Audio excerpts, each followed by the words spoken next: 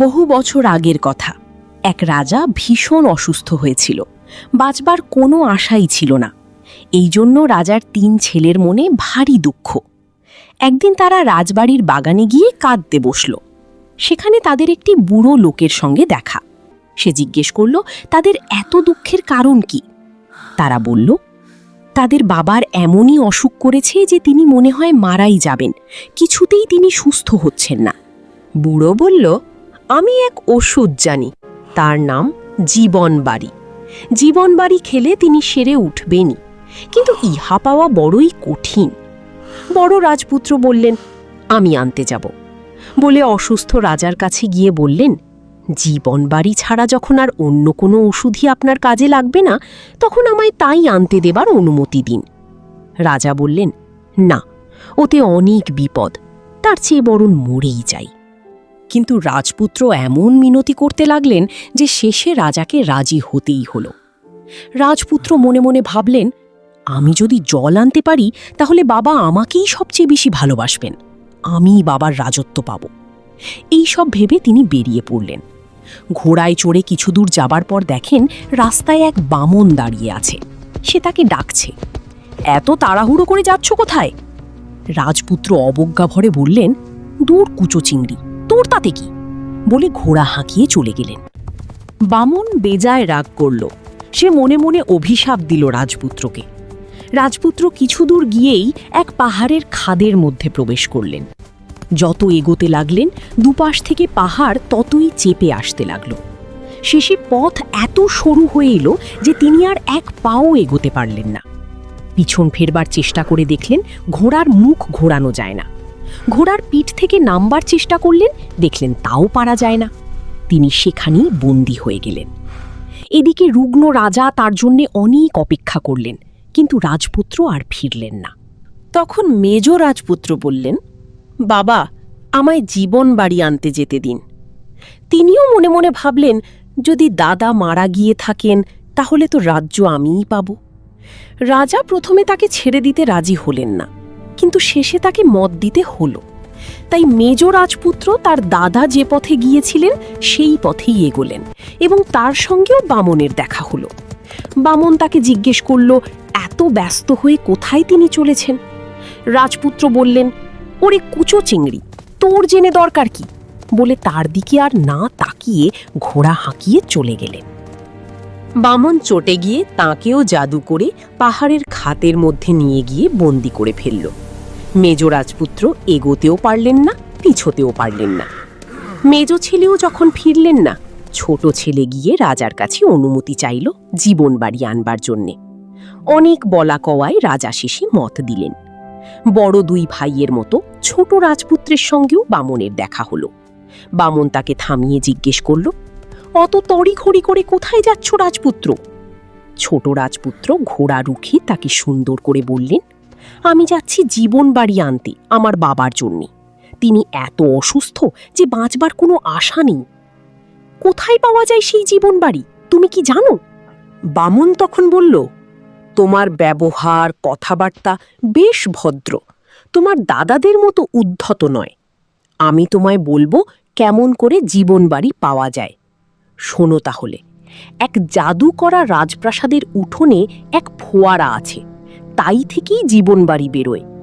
কিন্তু আমি যদি তোমায় একটি লোহার কাঠি আর 2টি রুটি না দিই, তাহলে তুমি প্রাসাদের ভিতর ঢুকতে পারবে না। লোহার কাঠিটা দিয়ে প্রাসাদের লোহার ফটকে 3 বার ঘা মেরো, অমনি ফটক খুলে যাবে। ভিতরে হাঁ করা 2টি সিংহ শুয়ে রয়েছে, তাদের মুখে রুটি 2টি ছুঁড়ে দিও, দেখবে তারা কিচ্ছু বলবে না, চুপ করে যাবে। তারপর দেরি না করে 12টা বাজবার আগেই জীবনবাড়ি ধরে নিয়ে এসো, কারণ 12টা বেজে গেলেই লোহার ফটক পড়ে যাবে আর তুমি হবে বন্দী। রাজপুত্র বামনকে ধন্যবাদ জানিয়ে লোহার কাঠি আর রুটি নিয়ে এগিয়ে চললেন।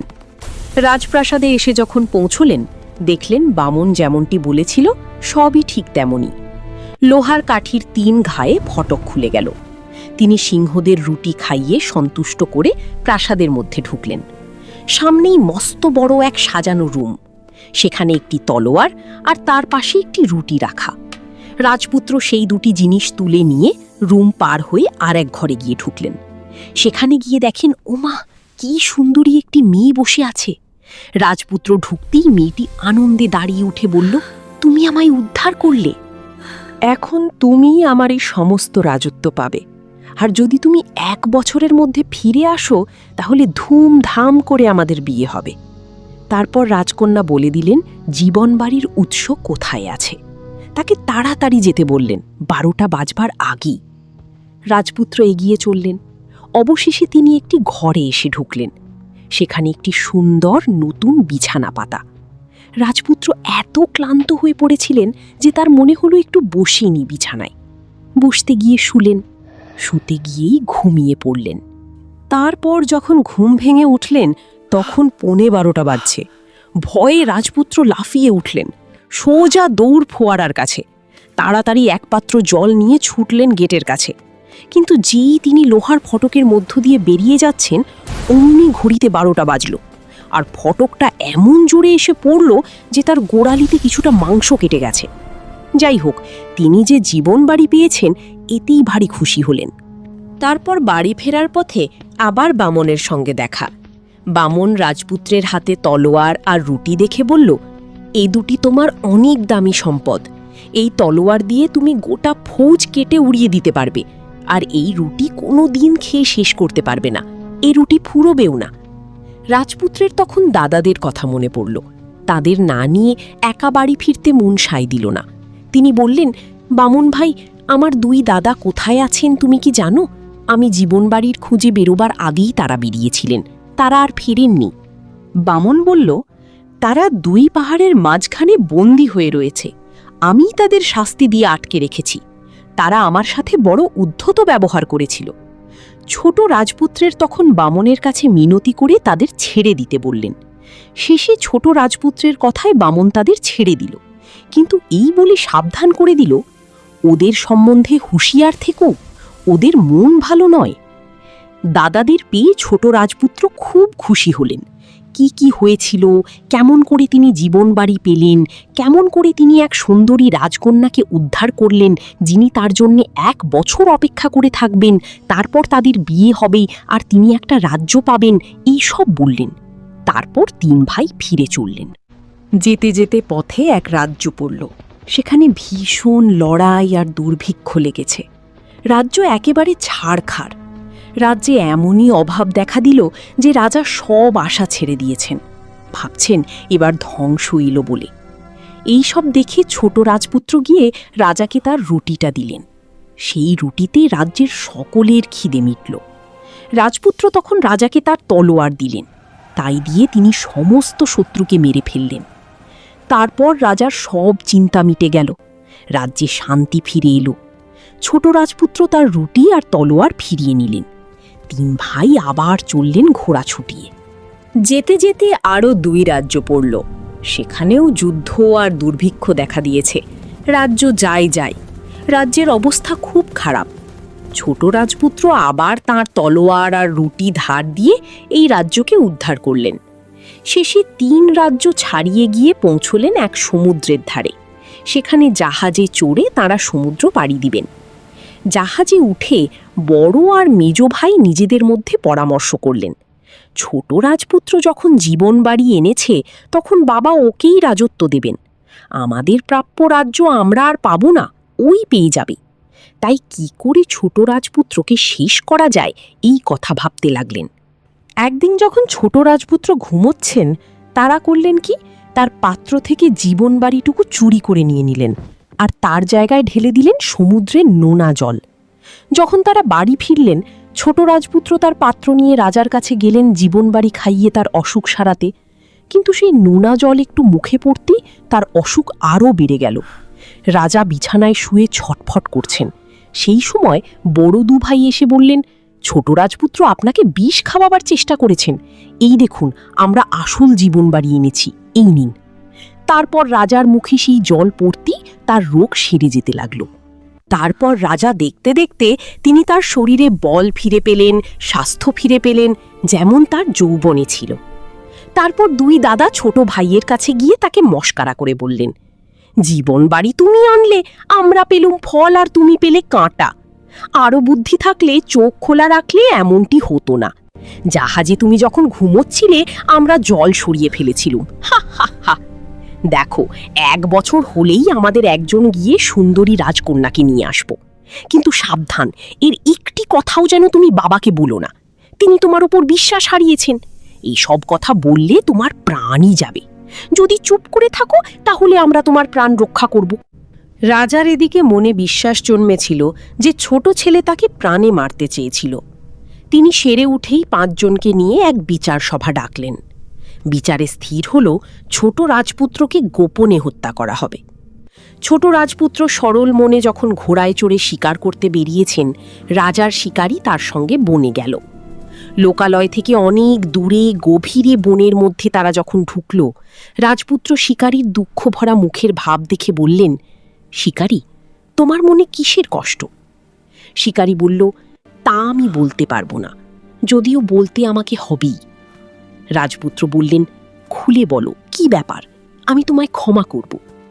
শিকারী বলল, হায় রাজপুত্র, রাজা আমায় হুকুম দিয়েছেন আপনাকে মেরে ফেলতে। এই কথা শুনে রাজপুত্রের মনে অনেক আঘাত লাগল। তিনি বললেন, শিকারী, আমায় বাঁচতে দাও। এই নাও আমার রাজপোশাক, এইগুলা রাজাকে দেখিয়ে বলবে তাকে মেরে ফেলা হয়েছে। শিকারী বললে, বেশ, তাহলে দিন, যদিও আমিও কিন্তু আপনাকে মারতে পারতাম না। তারপর রাজপুত্র ঢুকলেন আরও গভীর বনে, আর শিকারী চলে গেলেন রাজমহলে। কিছুদিন পরে রাজার রাজ্যে 3 গাড়ি সোনা আর হিরে জহরত এসে হাজির ছোট রাজপুত্রের জন্য। যে 3 রাজা ছোট রাজপুত্রের তলোয়ার দিয়ে তাদের শত্রু বাহিনীকে শেষ করেছিলেন আর তারা রুটি দিয়ে সারা দেশের লোকের খিদে মিটিয়েছেন, তারাই পাঠিয়েছেন। বুড়ো রাজা এইসব দেখে শুনে ভাবলেন, ছেলে কি তাহলে আমার নিরপরাধী? তার হয়তো কোনো দোষই ছিল না। হায়, সে কি আর বেঁচে আছে?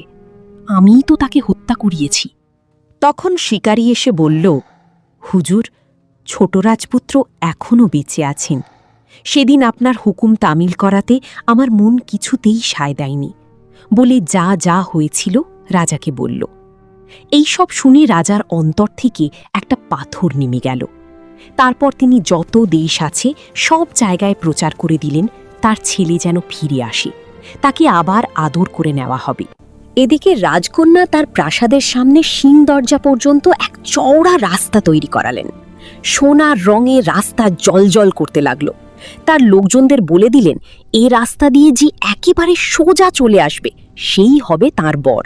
তাকে যেন প্রাসাদের মধ্যে নিয়ে আসা হয়। যে রাস্তা না মারিয়ে পাশ দিয়ে আসবে সে আসল বর নয়, তাকে যেন ঢুকতে দেওয়া না হয়। 1 বছর সময় যখন প্রায় হয়ে এলো, বড় রাজপুত্র ভাবলেন তিনি এইবার রাজকন্যার কাছে যাবেন, বলবেন তিনিই রাজকন্যাকে উদ্ধার করেছেন, কাজেই রাজকন্যা আর রাজ্য তাঁরই প্রাপ্য। এই ভেবে তিনি ঘোড়ায় চড়ে চললেন। যখন প্রাসাদের সামনে এসে পৌঁছলেন, দেখলেন সামনে এক জলজলে সোনার রাস্তা রয়েছে। তিনি ভাবলেন, অমন সুন্দর সোনার উপর দিয়ে ঘোড়া হাঁকিয়ে যাওয়া ঠিক হবে না। ভেবে তিনি রাস্তা ছেড়ে তার ডান পাশ দিয়ে ঘোড়া হাঁকিয়ে নিয়ে গেলেন। কিন্তু যখন বড় রাজপুত্র সিং দরজার কাছে এসে পৌঁছলেন, চাকরেরা বলল, আপনি আসল বর নন, ফিরে যান। এর কিছু পরেই মেজ রাজপুত্র বেরোলেন রাজকন্যাকে আনতে। তিনি যখন সোনার রাস্তায় এসে পৌঁছলেন, তার ঘোড়ার সামনের একটা পা সোনার রাস্তার উপর তুলেছিল। কিন্তু তিনি ভাবলেন, ঘোড়ার খুঁড়ে যদি এর এক টুকরোও ভেঙে যায় তাহলে বড় ঝামেলা হবে মনে হয়। তাই তিনি সরে গিয়ে রাস্তার বাঁ পাশ দিয়ে ঘোড়া হাঁকিয়ে নিয়ে গেলেন। কিন্তু যখন রাজপুত্র দরজার কাছে পৌঁছলেন, চাকরেরা বলল, আপনি আসল বর নন, বাড়ি ফিরে যান। তারপর বছর যখন ফুরিয়ে আসছে প্রায়, তখন ছোট রাজপুত্র ভাবলেন এইবার তিনি বন থেকে বেরিয়ে তার রাজকন্যার কাছে যাবেন, গিয়ে তার দুঃখের কথা সব খুলে বলবেন। তারপর পথে বেরিয়ে সারাক্ষণ তিনি রাজকন্যার কথা এত ভাবতে লাগলেন যে রাস্তাটা যে সোনার তা তার চোখেই পড়ল না। কাজেই তার ঘোড়া রাস্তার ঠিক মাঝখান দিয়ে টকবক করে চলে গেল সিং দরজা পর্যন্ত। দরজার কাছে আসতেই দরজা খুলে গেল, আর রাজকন্যা মহা আনন্দে তাকে কাছে ডেকে নিয়ে বললেন তিনিই রাজকন্যার উদ্ধারকর্তা আর সেই এ রাজ্যের প্রভু। তারপর মহা ধুমধামে তাদের বিয়ে হয়ে গেল। বিয়ে হওয়ার পর রাজকন্যা বললেন তিনি খবর পেয়েছেন রাজপুত্রের বাবা তাকে ক্ষমা করেছেন, তার জন্য পথ চেয়ে বসে আছেন। শুনে রাজপুত্র দেশে গেলেন, গিয়ে বাবাকে সব খুলে বললেন। দাদারা কেমন করে তাকে ঠকিয়েছেন আর তিনি কেমন করে এতদিন মুখ বুজেছিলেন সব রাজা শুনলেন। তারপর রাজা তাদের মহা শাস্তি দেবেন বলে ভাবলেন। কিন্তু এইদিকে ভয়ে বড় মেজ দুই ভাই তখন সমুদ্রে পাড়ি দিয়ে পালিয়ে গেছে, তারা আর কোনো দিন ফিরে আসেনি। তো বন্ধুরা, গল্প কেমন লেগেছে কমেন্টে জানিয়ে দাও। আর হ্যাঁ, এই চ্যানেলটি সাবস্ক্রাইব করতে ভুলবে না কিন্তু।